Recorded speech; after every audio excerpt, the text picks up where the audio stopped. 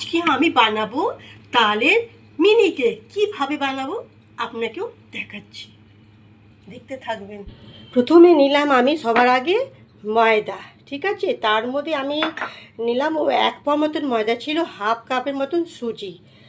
তার মধ্যে আমি দিলাম চিনি আপনি যেমনি ইচ্ছা করেন তেমনি দিন। তারপরে নেবেন নারকেলের, তারপরে এটার মধ্যে দিলাম আমি খাবার সোডা, চিনি, নুন আর বেকিং।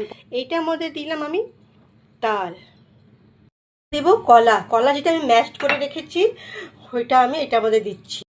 এবার এটাকে ভালো করে আমি মিক্স করে দেবো, চালিয়ে। তারপরে এটার মধ্যে আমি দুধ দিব, এই যে দুধ,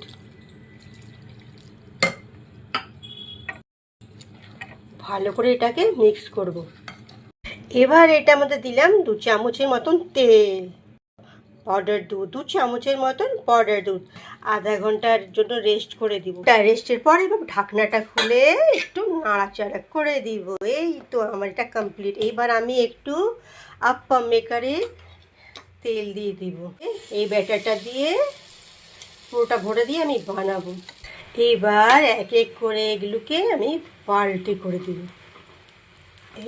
এই তো আমার তালের মিনি কেক হয়ে গেছে।